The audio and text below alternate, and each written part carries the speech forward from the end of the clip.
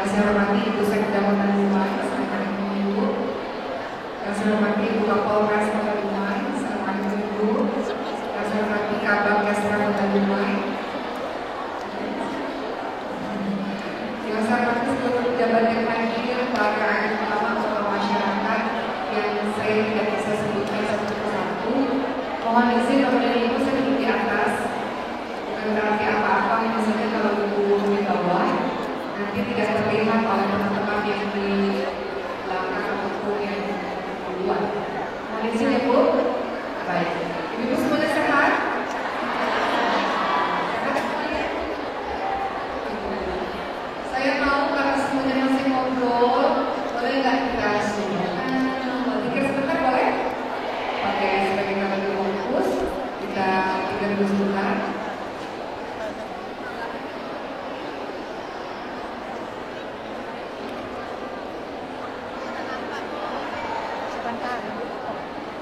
Ibu-ibu mohon izin sebentar ya, karena kameranya banyak. Jadi memastikan kamera belakang kamu ketemu dengan kamera depan. Bentar ya Bu ya. Karena kameranya banyak, jadi mesti ikhlas posisinya harus benar. Kasihan soalnya nanti ada kamera nggak kelihatan. Bapak mohon izin kalau ada yang kita ganggu Bapak.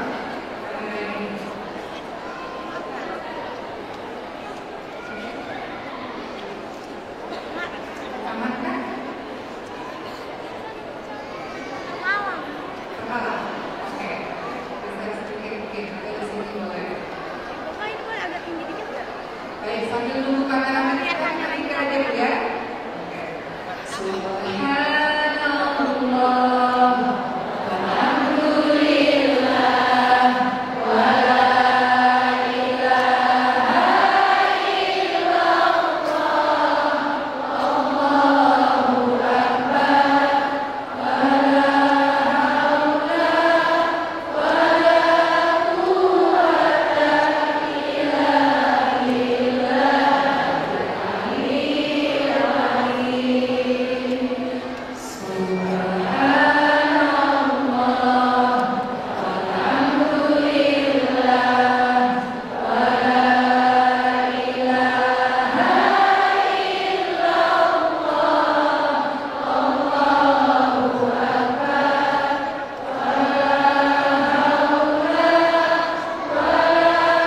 quwwata illa billahil aliyyil azim.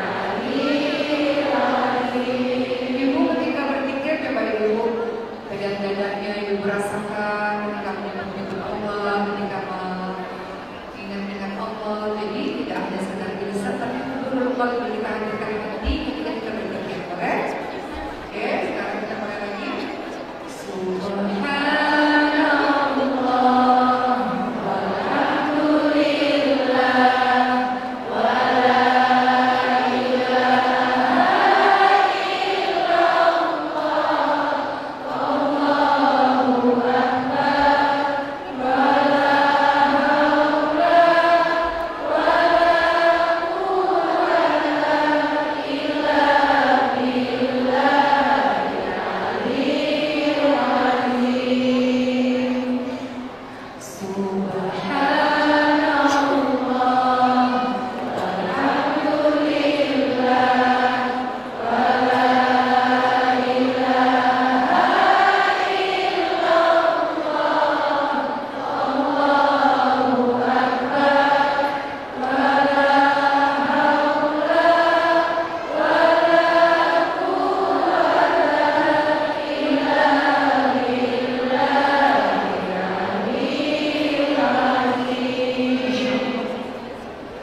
Alhamdulillahirrahmanirrahim. Ibu dan bapak sekalian, guru-guru kalian semua, para ulama dan masyarakat, alhamdulillahirrahmanirrahim. Pada malam hari ini di bulan Sya'ban, 2 minggu menjelang Ramadan, kita bersama-sama berkumpul di masjid yang sangat indah. Ketika saya sampai di sini, saya lihat masjid yang sangat indah, masjid kebanggaannya orang-orang Dumai, betul? Saya saja yang bukan orang Dumai bangga ketika berada di masjid ini, masjid yang begitu megah dan dibangun oleh orang-orang yang bekerja sama lain untuk bisa membuat masyarakat Dumai menjadi masyarakat yang dekat kepada Allah SWT. Kita jadikan masjid ini tidak hanya megah damai dan makmur insyaallah.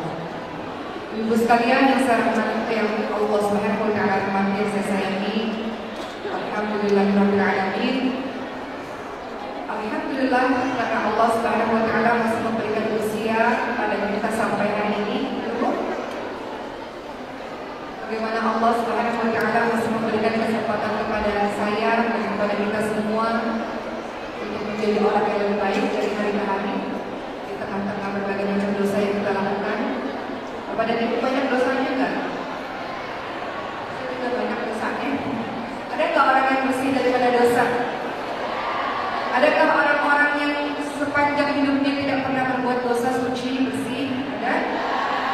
Sebelum saya mulai pada hari ini tentang bagaimana kita menjalankan peran kita dalam kehidupan sebagai seorang hamba Allah, yang kedua peran kita sebagai seorang anak, ketiga peran kita sebagai seorang istri, keempat peran sebagai seorang ibu, kelima peran kita sebagai anggota masyarakat.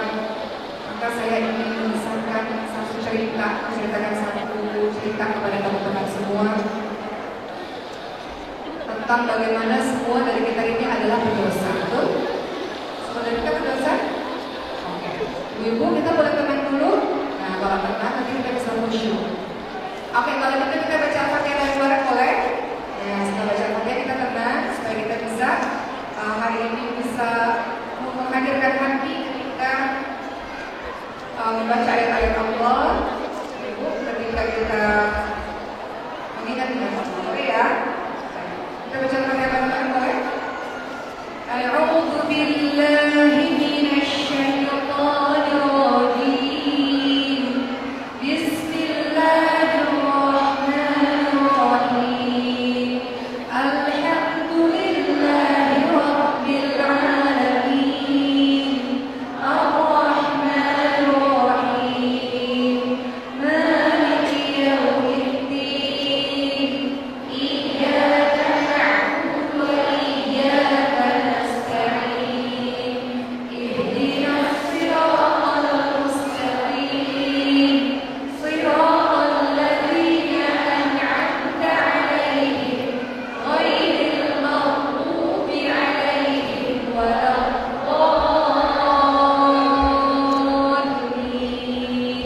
Amin.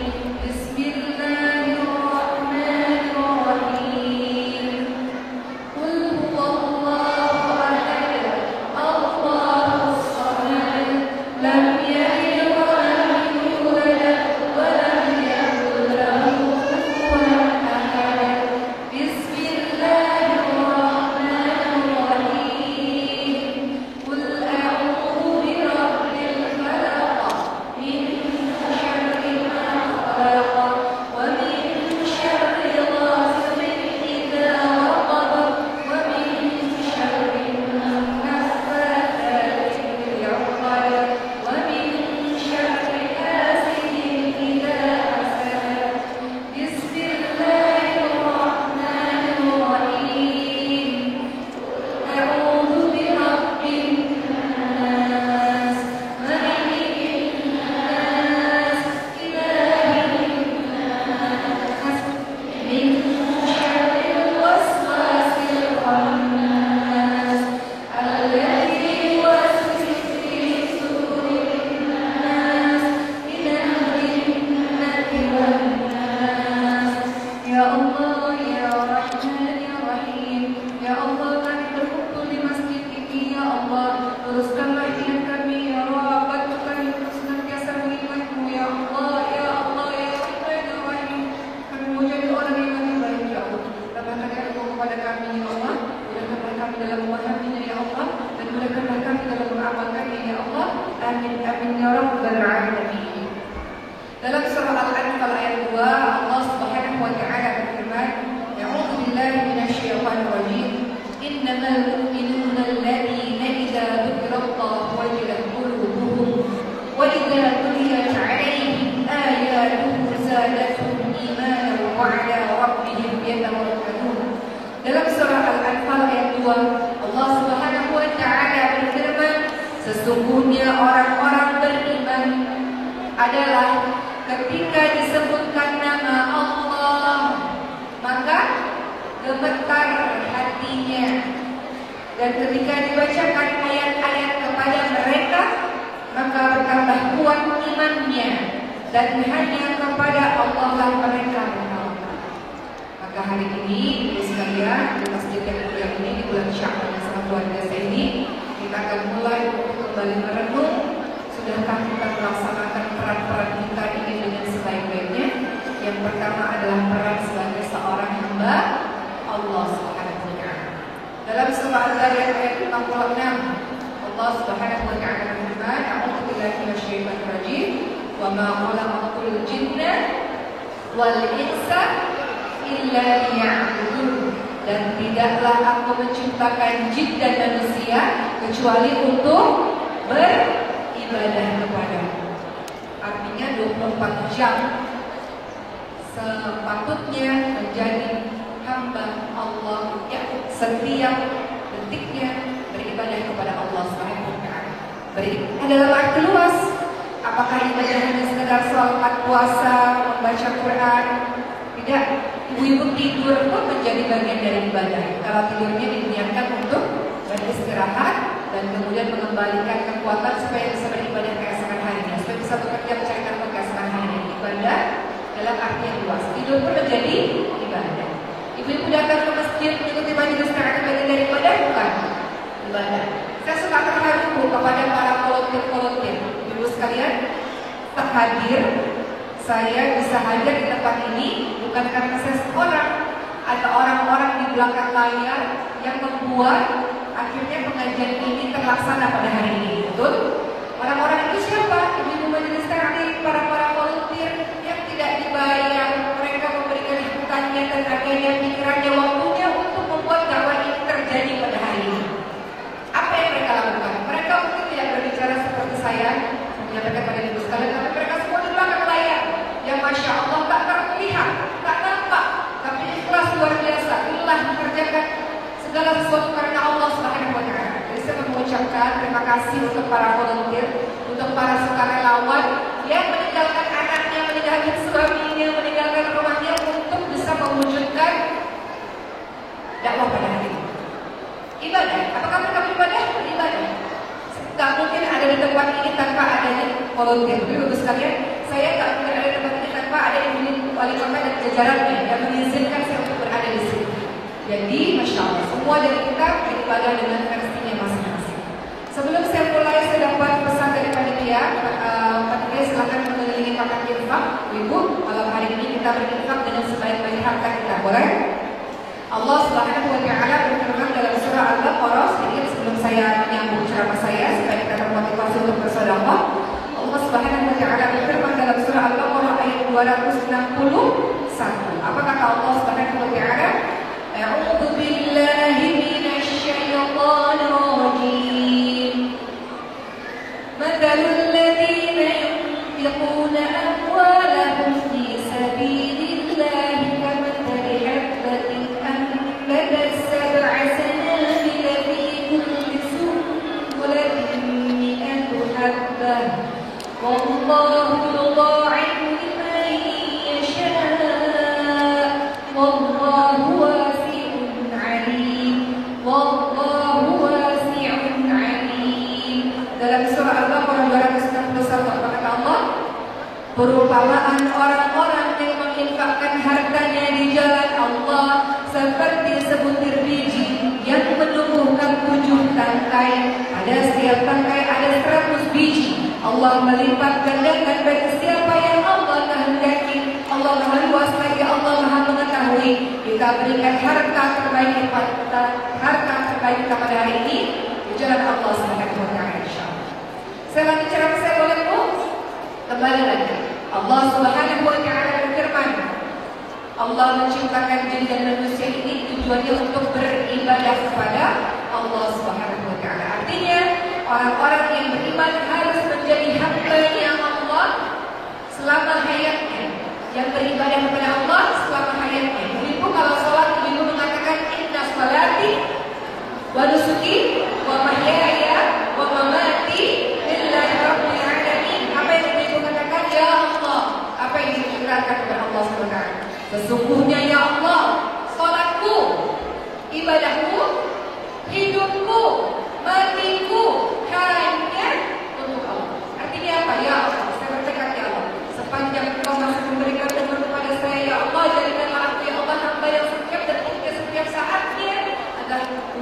beribadah kepadamu ya Allah. Teman-teman sekalian, dirahmati Allah Subhanahu wa taala, Rasulullah Shallallahu alaihi wasallam berpesan, ada sebuah wasiat yang Rasul sampaikan kepada para sahabat dan kepada kita semua. Kata Rasulullah apa? Pergunakanlah yang 5 sebelum datang yang 5. Apakah itu? Masa mudamu. Gunakan dengan sebaliknya sebelum datang masa tuamu. Masa sehatmu, ketika sehat banyak ibadah sebelum datang masa sakitmu.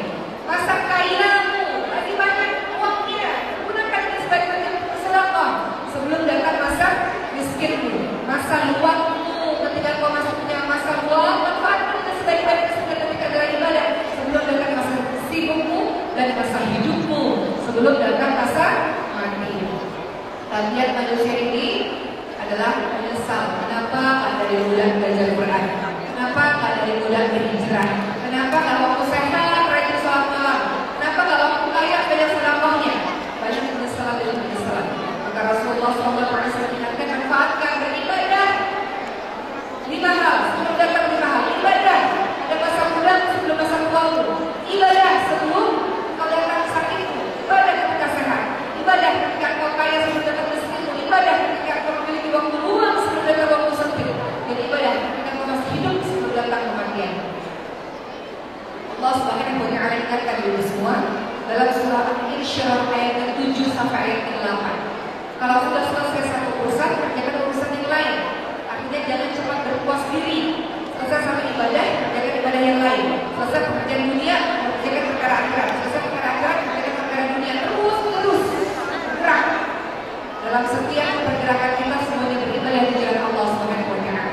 Dalam surah Al-Insyirah ayat 7 dan 8, Allah Subhanahu wa taala berfirman, "A'udzubillahi minasyaitonir rajim. Fa idza faragta fansab wa ila rabbika farghab." Apa kata Allah? Maka apabila kamu telah selesai dalam satu urusan, kerjakanlah sungguh-sungguh urusan yang lain, dan hanya kepada Rabbmu lah hendaklah kamu berharap. Hanya kepada Allah lah hendaklah kamu berharap pahala atas apa yang telah kau kerjakan. Artinya apa? Setelah kita menyelesaikan satu ibadah, kerjakan ibadah berikutnya. Selesai satu ibadah, kerjakan ibadah yang berikutnya. Ibu-ibu yang menjadi ibu rumah tangga di rumah, mengerjakan pekerjaan rumah tangga, apakah ibadah? Ibadah. Ibu-ibu yang mengurusi anak-anak di rumah, ibadah? Ibadah. Ibu-ibu yang melayani suami, ibadah? Ibadah. Anak-anak muda atau kita semua yang menuntut ilmu, apakah bagian dari ibadah? Ibadah. Para bapak yang sedang mencari nafkah, apakah ibadah? Ibadah. Semua episode kehidupan kita adalah beribadah di jalan Allah Subhanahu wa taala.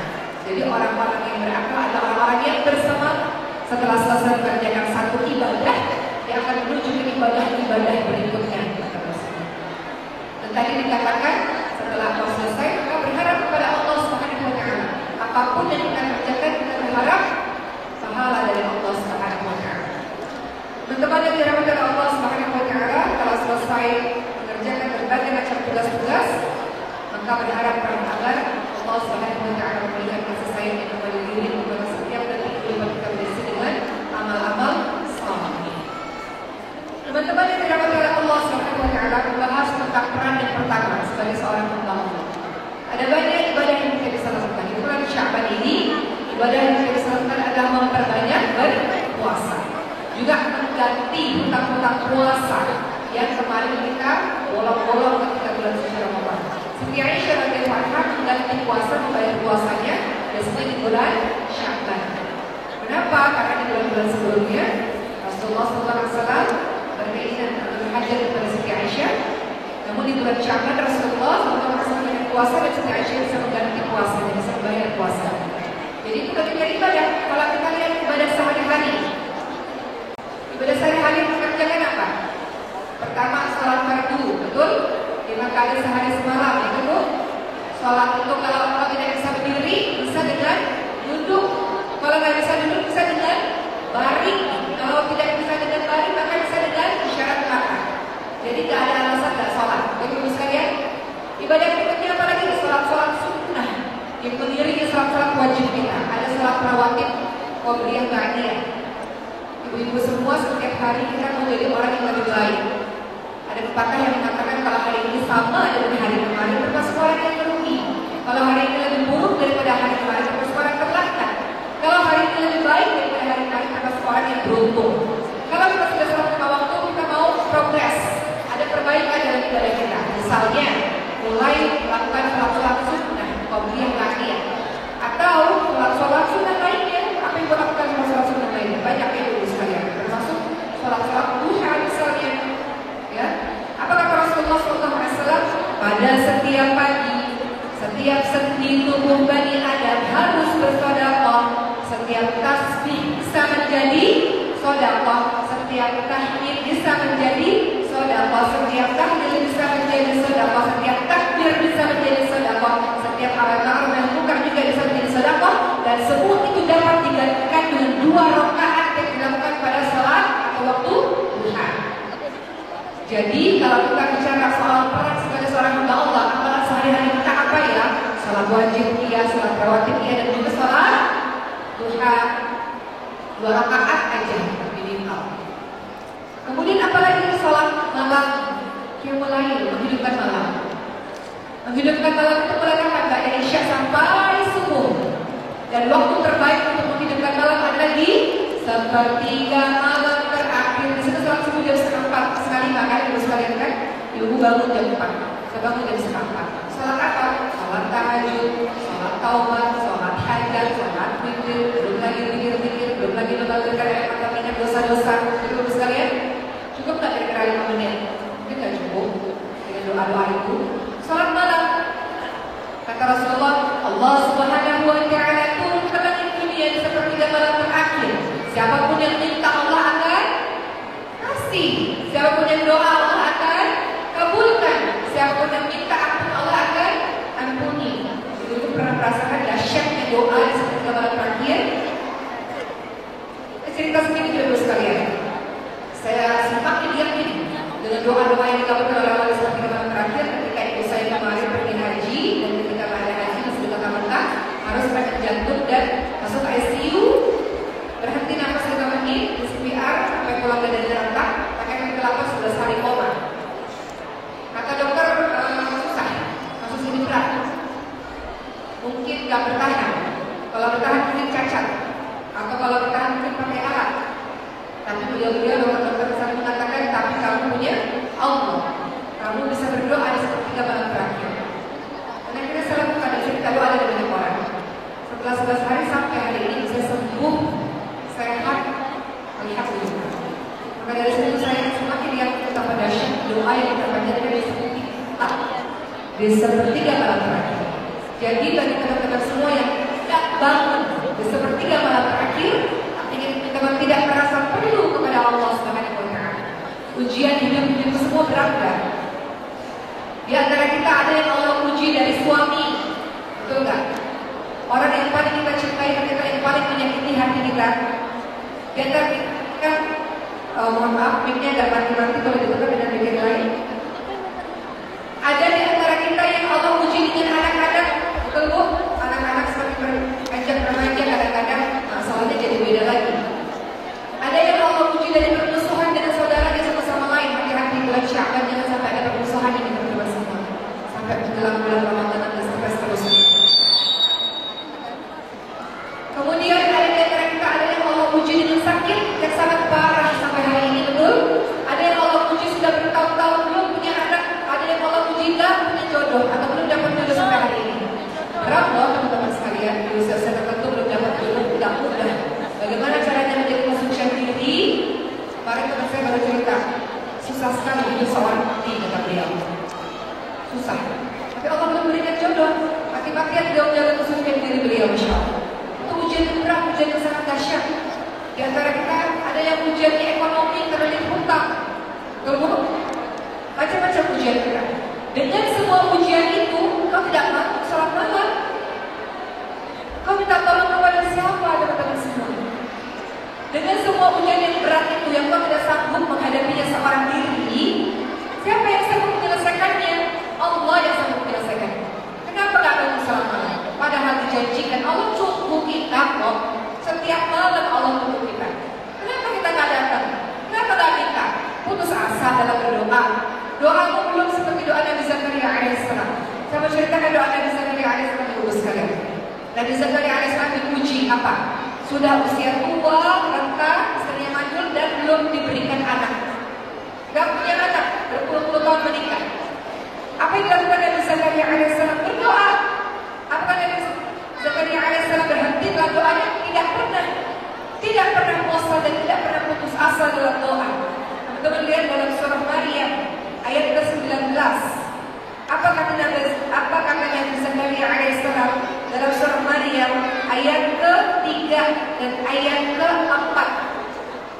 Dalam surah Maryam ayat ke-3 Allah SWT berfirman, yaitu ketika Nabi Zakaria berdoa kepada Tuhannya dengan suara yang lembut, kata Nabi Zakaria alaihissalam, ya Tuhanku, sungguh tulangku telah lemah dan kepalaku telah dipenuhi uban, dan aku belum pernah kecewa dalam berdoa kepada Tuhanku.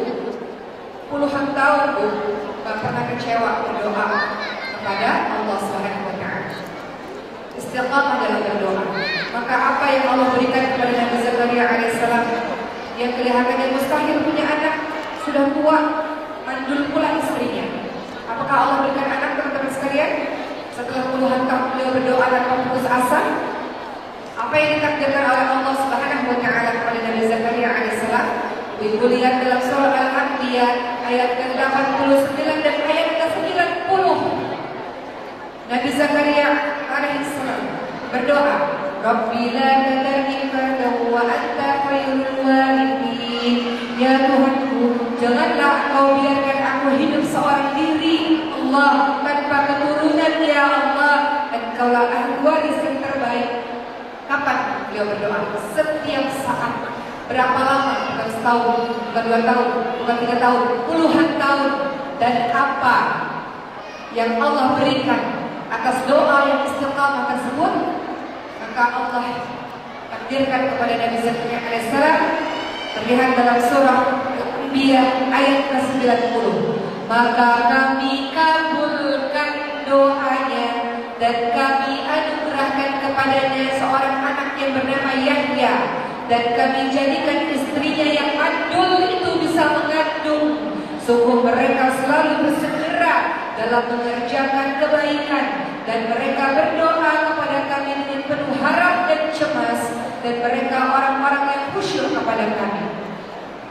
Saya sedang ingin membahas mengenai doa itu.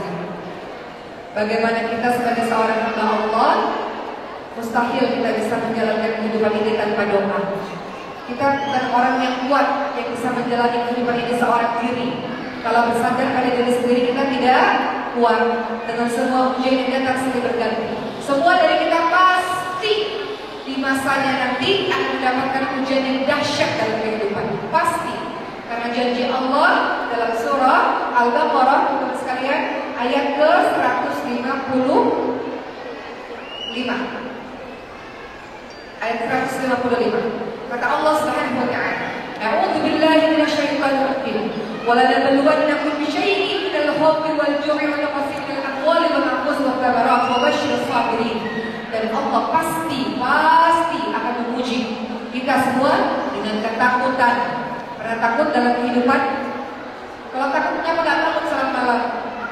Allah akan uji kita dengan kekurangan harta, kekurangan jiwa. Ada orang-orang yang kita cintai meninggalkan diri kita. Kekurangan buah-buahan. Berikan kabar gembira untuk orang-orang yang sabar. Allah berjanji, engkau semua pasti akan mendapatkan gilirannya masing-masing. Ada ujian dahsyat yang terjadi kepada diri kita. Kalau sudah kau begitu, masih gak kamu sholat malam? Meminta tolong kepada siapa? Kau kuat karena siapa? Kau kuat karena Allah Subhanahu wa taala. Betul? Semua dari kita punya air matanya masing-masing. Siapa yang bisa menyelesaikan? Allah Subhanahu wa taala. Allah selesaikan masakan ibu semua. Allah selesaikan.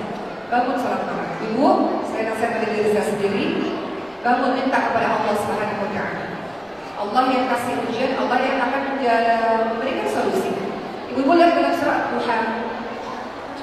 Dalam surah Duha ayat 3, Allah Subhanahu wa taala berfirman, A'udzu billahi minasyaitonir rajim. Ma wadda'aka rabbuka wa ma qala. Dan Tuhanmu tidak meninggalkan engkau dan tidak pula membenci. Ketika Allah memberikan ujian kepada kita, Allah tak pernah meninggalin kita ibu sekalian. Kadang-kadang kita tanya, dan Rasulullah, di mana pertolonganmu? Kapan datang pertolonganmu ya Allah? Allah nggak pernah meninggalkan kita. Kita yang ninggalin Allah. Betul? Allah meninggalkan kita nggak pernah. Kita yang meninggalkan Allah. Sudah diberi informasi Allah datang di sepertiga malam terakhir. Allah turun. Kenapa nggak menyambut Allah? Kenapa nggak datang kepada Allah SWT? Allah tidak meninggalkan dan Allah tidak membenci. Allah tidak pernah benci kita. Allah kasih ujian-ujian kepada kita bukan karena Allah benci kita. Hanya saja Allah rindu. Di mana rintihanmu selama ini? Kemana dia? Sudah lama tidak menangis kepada Allah Subhanahu wa Ta'ala. Sudah lama air matamu itu tidak lagi menetes di pipimu. Kemana orang ini? Kemana orang yang begitu khusyuk salat kepadamu? Kemana orang yang begitu sungguh-sungguh berdoa kepadamu? Kemana dia? Sudah lama tidak kembali kepada Allah Subhanahu wa Ta'ala. Maka Allah Subhanahu wa Ta'ala memberikan ujian-ujian dahsyat kepada kita supaya kita kembali lagi kepada Allah Subhanahu wa Ta'ala. Apa ujian kita teman-teman semua? Sudah terlalu jauh kita kepada Allah Subhanahu wa Ta'ala. Lari kita daripada Allah Subhanahu wa Ta'ala. Kita perturutkan hawa nafsu kita. Kita katakan kepada Allah, ya Allah, tolong ya Allah. Jauh kita daripada Allah Subhanahu wa Ta'ala. Maka ibu semua, ini saat ini bulan Syawal. Ya Allah, kembalikan aku kepadamu ya Allah. Diriku ini dulu pernah begitu taat kepadamu ya Rabb. Diriku ini dulu pernah menangis-nangis di hadapanmu ya Allah. Sekarang sudah lama air mata tidak mengalir ya Allah. Kembalikan hatiku ini menjadi lembut kembali untuk lebih dekat kepadamu ya Rabb. Doa ibu semua, doa. Ya muqallibal qulub tsabbit qalbi ala dinik ya Allah. Engkau yang maha membolak-balikkan hati ya Allah. Engkau lihat ya Allah. Hari ini kami buat maksiat ya Allah. Engkau tahu ya Allah. Hari ini kami durhaka kepadamu. Hari ini kami jahat dan zalim, menjahati diri kami sendiri dan berbuat aniaya ya Allah. Dan dasar kami taubat lagi. Dasarnya kami maksiat lagi. Tolong ya Allah hambamu yang lemah ini ya. Kami mau dekat kepadamu ya Allah. Minta ibu sekalian. Minta kepada Allah SWT. Dengan cara apa? Perbaiki ibadah-ibadah kita. Salah satunya dengan salat malam. Kata Rasulullah SAW, sesungguhnya di dalam syurga tersedia kamar-kamar yang bagian dalamnya terlihat dari luar dan bagian luarnya terlihat dari dalam. Kamar-kamar itu Allah sediakan untuk orang-orang yang suka memberi makan, orang yang lembut tutur katanya, orang yang banyak berpuasa, orang yang menebarkan salam, dan orang yang mengerjakan salat malam kala manusia tertidur. Boleh kita bangun setiap hari? Kita minta sama Allah, ya Allah, salamah dan tidak berdaya ya Allah. Boleh kita berbanyak sujud ibu sekalian. Ketika sujud apa yang ibu katakan? Subhana rabbiyal a'la. Kita puji-puji Allah Maha tinggi ya Allah. Kita letakkan kepala kita yang mulia di tempat paling rendah dan kita katakan Engkau yang Maha tinggi ya Rabb. Kami ini bukan siapa-siapa ya Allah. Kami ini tidak berdaya ya Allah. Kami ini kerdil dan kecil, tidak mampu ya Allah. Kami sangat lemah ya Allah. Kita sujud, kita katakan Engkau yang Maha tinggi ya Allah. Engkau yang berkuasa atas segala sesuatu ya Rabb. Kita rendahkan diri kita serendah-rendahnya di hadapan Allah Subhanahu wa Ta'ala. Sejauh apa kita pada Allah teman-teman semua? Sudah berlari sejauh apa kita meninggalkan Allah Subhanahu wa Ta'ala? Maka kita bertekad, ya Allah, mulai malam ini ya Rabb, mau jadi orang yang baik ya Allah. Malam ini ya Allah, menjadi orang lebih dekat ya Allah. Malam ini mau pikir dengan khusyuk ya Allah. Mau sholat dengan khusyuk ya Allah. Malam ini mau mengalirkan air mata ya Allah dengan dosa-dosa kami ya Allah. Bisa ibu sekalian? Allah baik dan pada kita semua ibu semua. Seberapa banyak dosa yang kita kerjakan? Allah buka nggak semuanya ibu semua? Allah tutup atau Allah buka? Allah tutup sampai hari ini sehingga semua orang hormat dan sayang kepada kita. Maha baik Allah. Kalau Allah mau Allah buka siapa sesungguhnya diri kita. Misalnya tidak ada seorang pun yang mau berdekatan dengan kita karena sangat menjijikannya diri ini. Allah tutup. Kenapa? Allah Ar-Rahman Ar-Rahim. Allah Maha Pengasih, Allah Maha Penyayang. Allah Maha Pengampun ibu sekalian. Allah masih tutup semua keburukan-keburukan diri kita karena Allah masih kasih kita kesempatan untuk kita kembali kepada Allah Subhanahu wa Ta'ala. Kalau Allah buka semuanya, betapa menjijikan di diri ini. Ingat-ingat apa yang kita lakukan dalam keadaan sembunyi-sembunyi, apa yang kita lakukan dalam keadaan yang orang lain tidak lihat. Ya Allah, kami ini berdosa ya Rabb. Dosanya banyak ya Allah. Kami datang ke tempat ini ya Allah, ke masjid ini ya Allah, menjadi orang lebih baik. Tunjukkan ya Allah jalan itu ya Allah. Mudahkan ya Allah kami jadi orang baik. Saya ibu sekalian,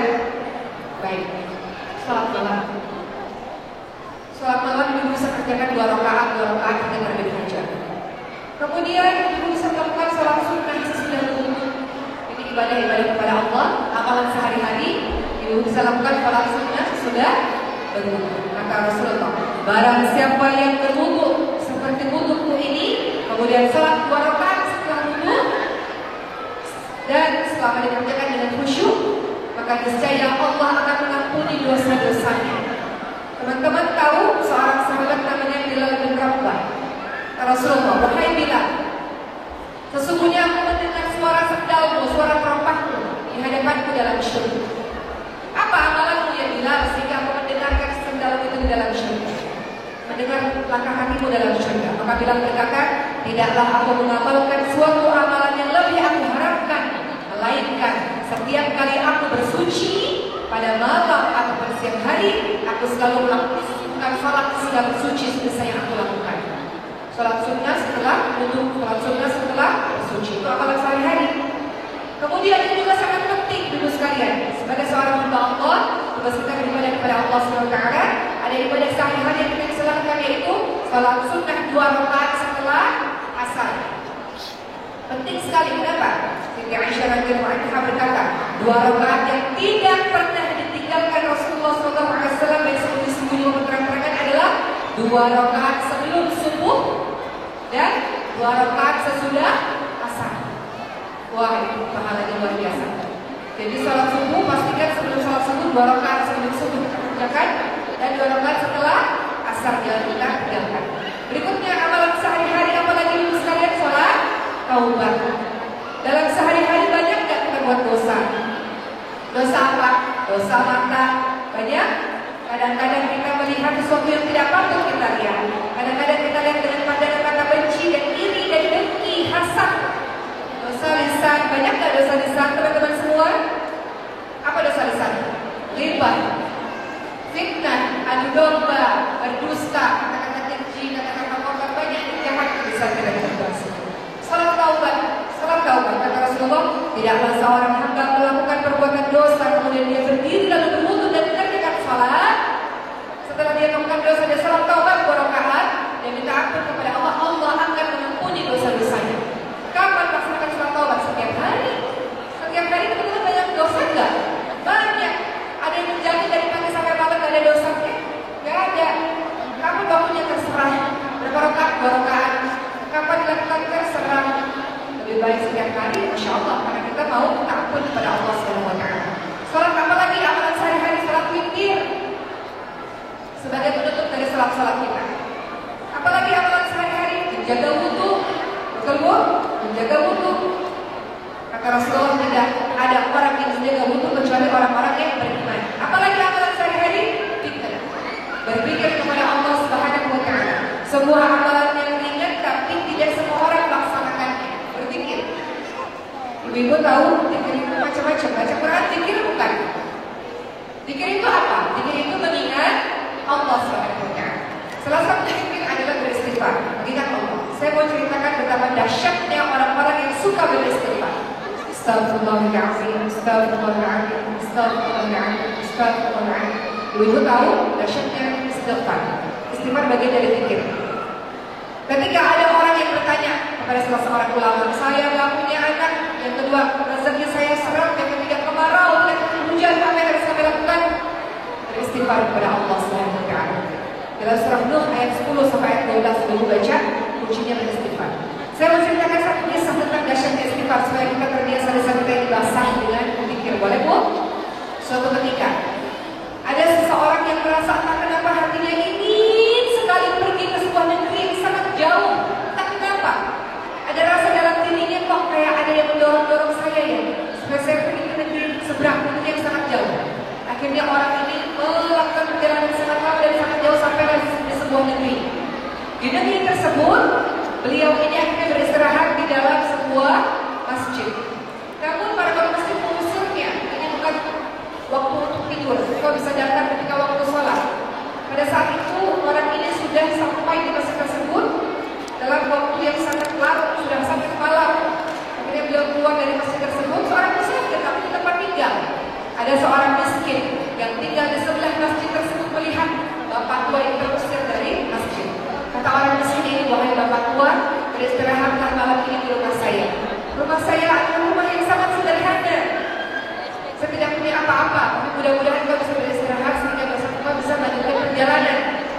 tahu bahwa aku adalah seorang musafir, orang yang jalan dari sebuah tempat yang sangat jauh. Silahkan tidur di rumah saya. Akhirnya bapak tua ini tidurlah di rumah orang yang miskin ini. Orang yang miskin ini menjual roti. Di malam hari dia membuat roti untuk menjualnya di siang hari. Bahkan ketika si orang miskin ini mulai membuat roti, mulai meletakkan tepung, meletakkan telur, meletakkan buat adonan, yang dia lakukan adalah beristighfar. Apa yang dia katakan? Astagfirullahaladzim, astagfirullahaladzim, astagfirullahaladzim. Sepanjang malam sampai bapak tua ini terbangun dari tidurnya masih sang miskin ini berkata astagfirullahaladzim, astagfirullahaladzim. Orang tua ini, si bapak ini penasaran. Apakah engkau melakukan ini setiap malam? Ya, saya terus-menerus beristighfar kepada Allah Subhanahu wa Ta'ala. Sudah berapa lama? Bertahun-tahun lamanya. Apa yang kau dapatkan dengan istighfarmu ini? Maka kata orang miskin ini, setiap permohonanku Allah kabulkan. Tidak ada yang aku minta kecuali Allah pasti akan kabulkan. Masya Allah, bapak tua. Apakah ada permohonanmu yang Allah belum kabulkan? Maka kata si miskin ini, aku sangat ingin bertemu dengan seorang ulama besar yang selama ini ajarannya selalu aku ikuti, yang setiap hari aku selalu berdoa untuknya agar Allah menjaganya. Aku ingin menuju ke tempatnya, namun dia tinggal di negeri yang sangat jauh. Aku miskin, tidak punya uang, tidak punya harta, tidak bisa pergi ke sana. Siapa ulama itu? Kata orang ini, nama ulama itu adalah siapa bu? Imam Ahmad bin Hanbal. Kemudian bapak tua itu tertegun dan kemudian berteriak Allahu Akbar. Dan kemudian bapak tua itu memeluk sang laki-laki ini dan kemudian berkata, akulah Imam Ahmad bin Hanbal. Allah mengirimkanku dari negeri yang sangat jauh sebab istighfarmu sehingga aku sekarang berdiri di hadapanmu. Maka teman-teman sekalian, dari kisah ini kita bisa mendapatkan pembelajaran betapa zikir kepada Allah, salah satunya istighfar, membuat Masya Allah hal-hal yang kita minta kepada Allah, Allah mudahkan. Kenapa? Kalau kita berdoa, doa kita naik, namun doa kita akan terhalang dengan maksiat-maksiat. Kalau kita beristighfar, maka doa kita akan dikabulkan oleh Allah Subhanahu wa Ta'ala. Maka zikir menjadi sangat penting untuk membuat doa-doa kita dikabulkan. Satu kisah sebelum saya lanjutkan kisah berikutnya. Di zamannya Nabi Musa alaihissalam, ada seorang perempuan yang sudah berbelas-belas tahun meminta kepada Allah agar diberikan keturunan, tapi Allah belum kunjung memberikan dia keturunan. Perempuan ini mengatakan, Nabi Musa, kau bisa bercakap-cakap, bisa berbicara dengan Allah Subhanahu wa Ta'ala. Tolong doakan, minta kepada Allah agar Allah memberikan aku anak. Maka Nabi Musa alaihissalam pun berkata, berdoa kepada Allah, ya Allah berikanlah perempuan ini anak. Kata Allah, tidak bisa, dia ditakdirkan mandul. Maka Nabi Musa alaihissalam tak mampu berkata-kata pada perempuan tersebut. Akhirnya waktu bertahun-tahun berjalan sampai kemudian perempuan tersebut tiba-tiba datang di hadapan Nabi Musa dengan seorang bayi. Nabi Musa berkata, siapa anak ini? Anak temanmu, anak saudaramu? Kata perempuan ini, tidak. Ini anak saya, wahai Nabi Musa.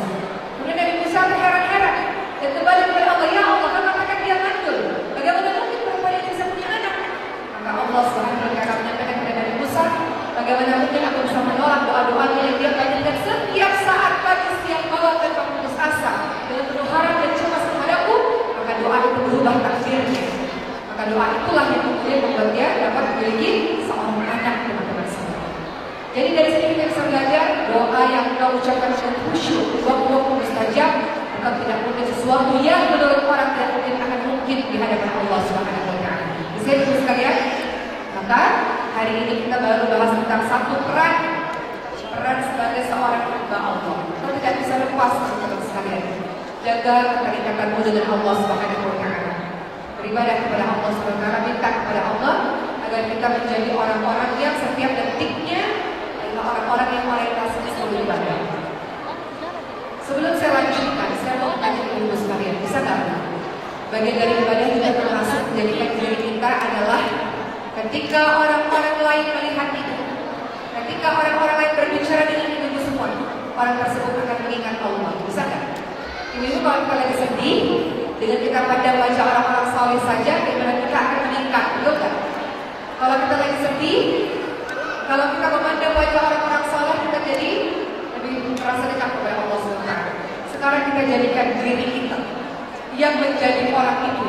Ketika orang-orang dibagi daripada kepada Allah, ketika orang-orang lihat kita, ketika orang-orang bercengkrama dengan kita, mereka ingat Allah. Boleh Bu? Sebelum saya lanjut ke bab berikutnya, caranya gimana sih supaya ketika orang-orang bersama dengan kita, orang-orang berbicara dengan kita, orang-orang pandang kita, mereka ingat Allah? Caranya gimana? Pertama, kita semua harus berniat, ya Allah, saya adalah hamba-Mu ya Allah. Ya beribadah kepadamu. Saya punya tekad ya Allah. Setiap kali orang-orang bercengkrama dengan saya kepada keluarga saya, mereka ingat Allah. Jadi punya niat dakwah, punya niat untuk mengajak orang menuju kepada Allah. Kedua, apa yang ibu lakukan? Minta tolong kepada Allah. Jadikanlah aku orang itu ya Allah. Kan ibu sudah doa. Rabbana hab lana min azwajina wa dhurriyyatina qurrata a'yun waj'alna lil muttaqina imama. Salah satu doanya, jadikan aku tiba bagi orang bertakwa. Jadikan aku inspirasi kebaikan untuk orang-orang yang lain. Maka jadikan diri ibu sekalian dekat kepada Allah ya Allah. Jadikan aku ya Allah. Orang-orang yang ketika orang lain lihat aku, ketika orang-orang lain pandang aku, ketika orang-orang lain berbicara kepada mereka ingat Allah. Ketiga, ibu jadikan dalam setiap pembicaraan ibu semua, dalam semua aktivitas adalah 1 menit 2 menit ibu selipkan tentang ayat-ayat Allah dalam pembicaraan itu. Bisa nggak? Sekarang saya ingin sebelum saya lanjutkan pembahasan saya, di kanan kiri, sudah time out untuk satu pembahasan. Di kanan kiri ibu semua, mereka semua punya masalahnya masing-masing.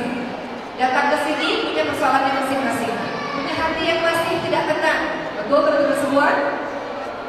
Boleh tidak sekarang di sebelah ibu sampaikan satu ayat atau satu kisah atau satu hadis yang ibu pernah pelajari sejauh ini, ibu sampaikan kepada teman-teman ibu di sebelah sebagai salah satu cara bahwa ibu mau menjadi orang yang jadi hamba Allah yang beribadah kepada Allah, yang mengajak orang-orang datang kepada Allah. Sekarang saya kasih waktu 2 menit, ibu sampaikan kepada sebelah ibu apapun ayat yang ibu ingat, yang mungkin ayat-ayat itu akan menembus hatinya, yang akan bisa menghibur hatinya, dan akan menjadi orang yang digolongkan sebagai ketika orang memandang wajahmu orang akan ingat Allah. Silakan ibu sekalian, 2 menit sampaikan ayat-ayat Allah kepada kanan kiri kepada sahabat-sahabat. Silakan.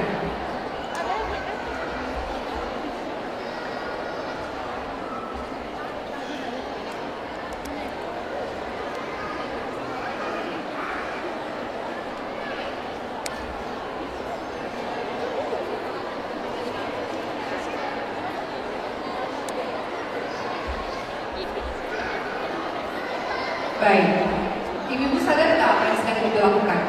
Ibu-ibu sedang lakukan kuntum khairu ummah ukhrijat lin-nas ta'muruna bil ma'ruf wa tanhauna 'anil munkar. Yang berdakwah, yang mengajak orang kepada Allah, bukan tugas ustaz-ustaz di atas podium, bukan. Tugas kita semua menyampaikan ayat-ayat Allah, walau cuma 1 ayat. Kamu sekalian adalah umat terbaik yang dilahirkan untuk manusia, mengajak orang lain pada kebaikan, juga orang lain pada kemungkaran. Itulah sejatinya hamba Allah. Hamba Allah setiap detik kehidupannya adalah untuk beribadah kepada Allah Subhanahu wa taala.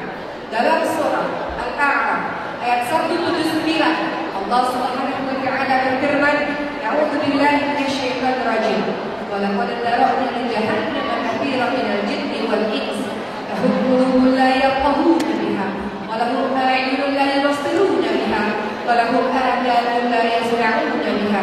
Ulaika kal an'ami bal hum adall. Ulaika humul ghafilun."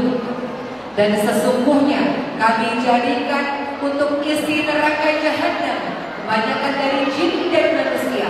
Mereka punya hati tapi tidak dipergunakan untuk memahami ayat-ayat Allah. Mereka memiliki mata tapi matanya tidak dipergunakan untuk melihat tanda-tanda kebesaran Allah. Mereka punya telinga tapi telinganya tidak dipergunakan untuk mendengarkan ayat-ayat Allah.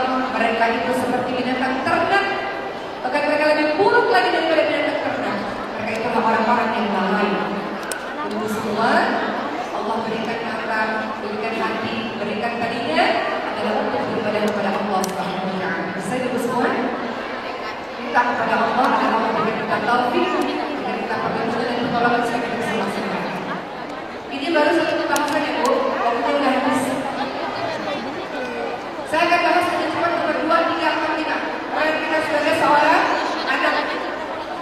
Dalam surah Luqman 13 wahai para ibu bapak semua yang usianya 60 tahun 70, engkau tetap ada seorang anak dari orang tuamu. Tunggu, sibuk-sibuk kita cari surga di luar sana.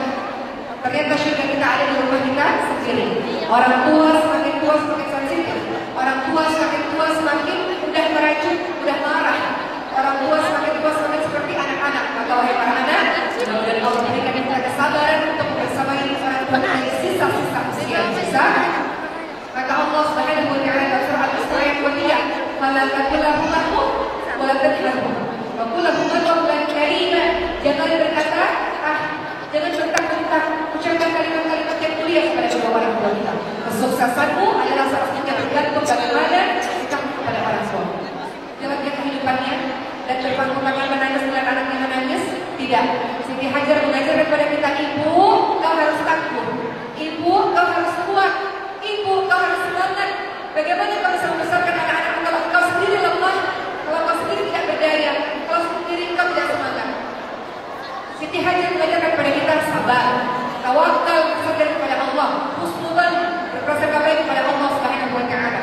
Tangguh, kuat, sehingga Siti Hajar tidak pernah berlama-lama dalam menyelamatkan dan membesarkan anak itu. Siti Hajar tahu, ya Allah, kau sayang kepadaku, ya Allah. Ya Allah, aku akan berusaha semaksimal yang aku bisa. Apa yang dia lakukan? Dia tidak diam, menangis, meratapi nasib dalam keadaan seorang diri, single fighter, seorang diri. Yang dilakukan oleh Siti Hajar adalah berusaha, berikhtiar sampai titik darah penghabisan demi anaknya. Seorang ibu melakukan apapun demi anaknya. Tunggu, jangan lemah, jangan putus asa.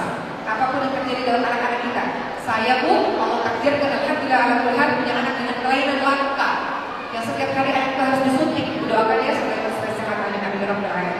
Kalau saya lemah, gimana anak ini bisa kuat? Untuk ibu sekalian. Atau ujian ibu macam-macam. Mungkin ada anaknya sakit, mungkin ada anaknya yang mungkin oleh penelan remaja, mungkin ada ibu seorang diri misalnya anak tersebut kuat ibu sekalian. Siti Hajar mengajarkan kepada kita kuat, kau kuat anakmu akan kuat. Gak ada cerita seorang ibu lemah. Ibu kau bisa berdiri di atas kakimu sendiri, insya Allah kau punya Allah Subhanahu wa taala.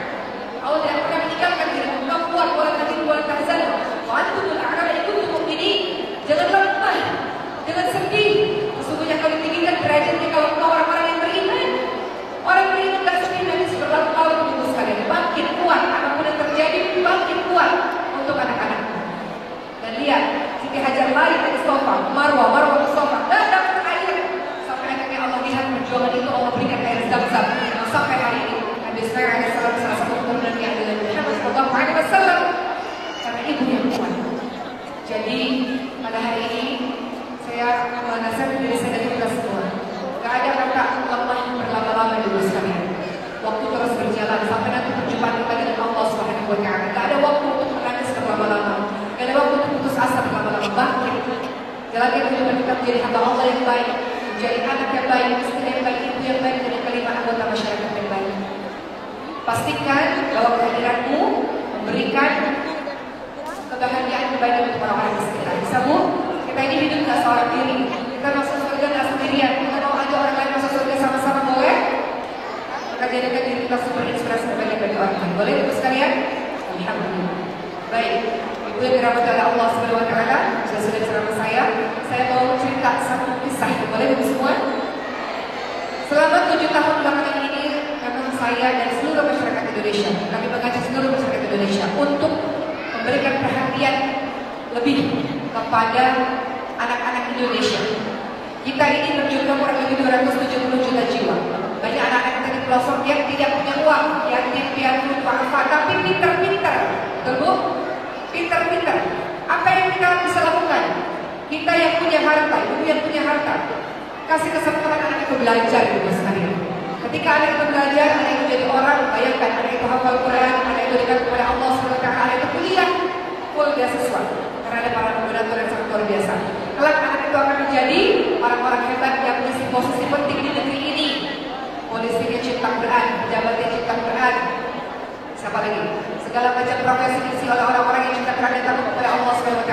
Negeri ini akan menjadi badan untuk ibadah orang pun karena diisi oleh orang-orang yang cipta Allah. Takut kepada Allah. Maka kita mulai dari sekarang. Maka selama 7 tahun belakangan ini kami mencari anak-anak terbaik di seluruh Indonesia dari berbagai macam daerah untuk belajar. 1 tahun mereka hafal 37 Quran. Kemudian setelah mereka belajar dengan ilmu lainnya, kemudian setelah mereka harus kembali untuk mengajarkan ilmu Quran itu kepada saudara-saudaranya yang lain, pelosok-pelosok. Dan kemudian kemudian mereka akan, sebagian dari mereka akan kuliah S1, S2, S3 dan full beasiswa karena mereka seorang pengamat Quran ada di beasiswa tersebut. Itu yang kami pikirkan Ibu sekalian. Maka kita lihat video ini sampai kita berdoa ya Allah, mudah-mudahan ada anak keturunan kita yang juga menjadi ahli Quran dan kita termasuk orang yang ditolongkan oleh Allah untuk berjuang bersama dengan Quran. Dan satu lagi Ibu sekalian, saat ini kami sudah ada 16 cabang full beasiswa non-profit organization, sebuah lembaga yang tidak berprofit sosial. Cabang kami belum ada di Pekanbaru dan sekitarnya, belum ada di Juli, belum ada di Dumai dan sekitarnya. Apalagi untuk semua dari ibu yang punya rumah kosong, yang sekiranya rumah kosong itu mau dijadikan rumah Quran, silakan hubungi kami supaya kita bisa jadikan tempat ibu semua menjadi rumah Quran. Kita akan pilih anak-anak terbaik untuk ditempatkan di rumah tersebut. Kita akan bina anak-anak itu supaya mereka mendapatkan pendidikan yang baik. Dari siapa dananya? Dari seluruh masyarakat Indonesia, dari infak ibu sekalian. Insya Allah. Kita lihat video ini bersama-sama dan kita